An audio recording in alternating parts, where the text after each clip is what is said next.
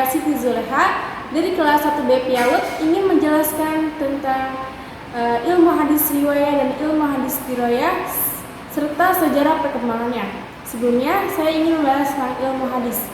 Ilmu hadis adalah ilmu yang membahas kaidah dan dasar yang dengannya bisa diketahui keadaan sanad dan matan hadis, apakah ia diterima atau tertolak. Dengan memahami ilmu hadis ini, kita bisa mengetahui mana hadis yang disandarkan kepada Nabi Muhammad SAW dan mana hadis yang tidak disandarkan kepada Nabi Muhammad SAW. Selanjutnya saya akan bahas tentang ilmu hadis riwayah. Ilmu hadis riwayah adalah ilmu yang mempelajari hadis-hadis yang disandarkan kepada Nabi Muhammad SAW berupa perkataan Nabi, perbuatan Nabi, periwayatannya, batas-batasannya, dan ketelitian segala redaksinya. Objek pembahasan dari ilmu hadis riwayah ini adalah diri Nabi Muhammad SAW sendiri.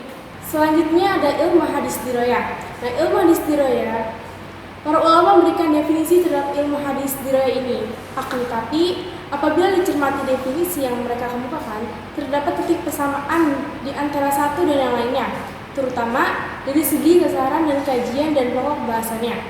Ibnu Al-Qafani memberikan definisi ilmu hadis sebagai berikut.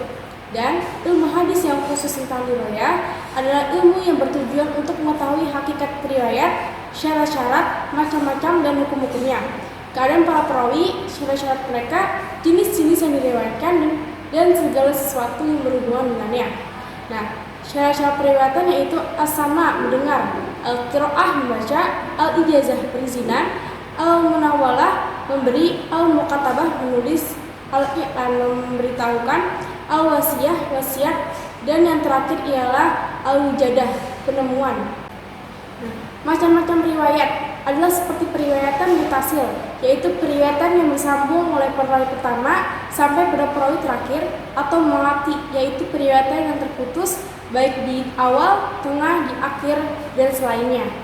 Selanjutnya, hukum riwayat adalah al-qabul, yaitu diterimanya suatu riwayat karena telah memenuhi persyaratan tertentu, dan al-rad, yaitu ditolak karena adanya persyaratan tertentu yang tidak terpenuhi. Definisi yang lebih ringkas namun komprehensif tentang ilmu hadis dirayah ini dikemukakan oleh M. Ajid Al-Khatib sebagai berikut. Ilmu hadis dirayah adalah kumpulan-kumpulan, kaidah-kaidah dan masalah-masalah untuk mengetahui keadaan rawi dan narwi dari segi diterima atau ditolaknya. Ada keadaan para perawi dan syarat-syarat mereka, seperti sifat perawi dan biografinya, seperti namanya, lahirnya, wafatnya, dan lain-lain. Nah, sifat perawi ini seperti sifatnya adil atau enggak, bisa menjaga kehormatan atau tidak, fasik atau tidak, atau dusta atau tidak. Seperti itu. Perawi atau perawi adalah orang yang meriwayatkan atau menyampaikan hadis dari satu orang kepada orang yang lainnya. Nah, sedangkan al-marwi adalah segala sesuatu yang diriwayatkan, yaitu sesuatu yang disandarkan kepada Nabi Muhammad SAW atau kepada orang lain seperti sahabat atau tabi'in. Jadi, hadis dirayah adalah objek pembahasannya yaitu penelitian sanad dan matan, kualitas hadis diterima atau ditolaknya. Nah, jadi perbedaan antara hadis riwayah dan hadis dirayah adalah kalau hadis riwayah itu dia ke outputnya.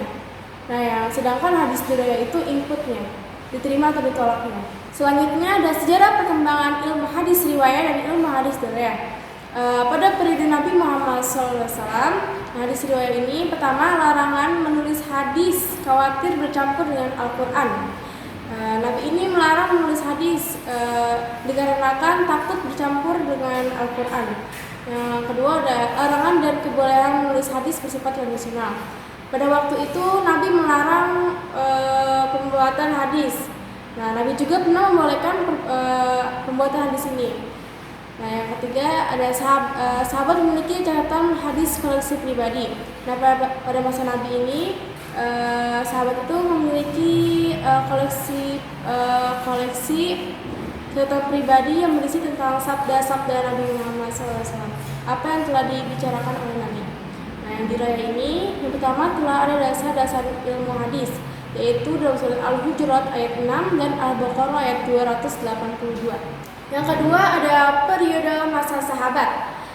Disebutkan masa ini adalah masa pembatasan periwayatan atau taklid ar-riwayah. Nah, masa pembatasan riwayat ini disyaratkan bersumpah dan saksi bagi orang yang menyampaikan hadis, karena pada waktu itu hadis itu banyak yang dipalsukan.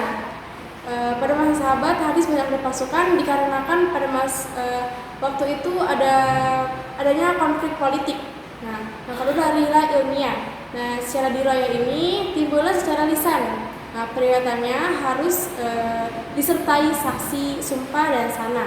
Yang ketiga, masa periode tabi'in. Nah, pada masa tabi'in ini hadis sudah dibukukan secara resmi oleh Khalifah Umar bin Abdul Aziz. Nah, tokoh ulama yang melakukan adalah Ibnu Syihab Az-Zuhri. Nah, pada masa tabi'in ini model-model kitab hadis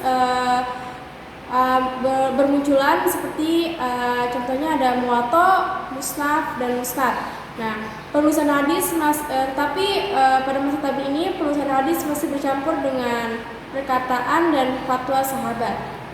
Nah, di masa tabi'in ini timbul secara tertulis tetapi terpisah dengan ilmu lain. Nah, penulisan hadis ini masih bergabung dengan ilmu fikih dan usul fiqh, seperti kitab Al-Um dan Ar-Risalah karya Imam Asy-Syafi'i. Yang keempat ada masa tabi'in. Nah, masa tabi'in ini ada masa kejayaan atau keemasan. Masa keemasan kodifikasi hadis, pengumpulan hadis. Nah, masa filterasi penulisan hadis dipisahkan dari perkataan dan fatwa sahabat. Sebelumnya kan pada masa tabi'in itu hadis itu masih bercampur dengan perkataan dan fatwa sahabat, tapi di masa tabi'in ini hadis sudah tidak bercampur dengan perkataan dan fatwa sahabat. Masa klasifikasi hadis sahih sudah dipisahkan yang tidak sahih. Jadi pada masa tabi'in ini sudah dipisahkan hadis yang sahih dan hadis yang tidak sahih. Nah, itu muncul kutub sittah. Nah, ada model kitab, ada namanya model kitab jami. Nah, di diraya ini telah terpisah dari ilmu-ilmu lain, tapi belum menyatu. Nah, muncul kitab-kitab ilmu hadis seperti At-Tariq, Al-Kubir, karya Al-Bukhari, dan lain-lain. Nah, yang kelima ada masa setelah tabi'in, yaitu penulisan hadis lebih sistematik. Ini sudah hadis itu selanjutnya masa setelah tabi'in. Nah, pada masa ini penulisan hadis sudah sistematik, sudah rapi. Nah, itu muncul kitab-kitab Mustadrak, Syarah, dan Ikhtisar. Nah, di diraya ini berdiri sendiri sebagai ilmu hadis. Jadi setelah pada masa tabi'in, hadis ini sudah menjadi hadis yang rapi. Sekian pembahasan tentang ilmu hadis dari saya, semoga bermanfaat. Wassalamualaikum warahmatullahi wabarakatuh.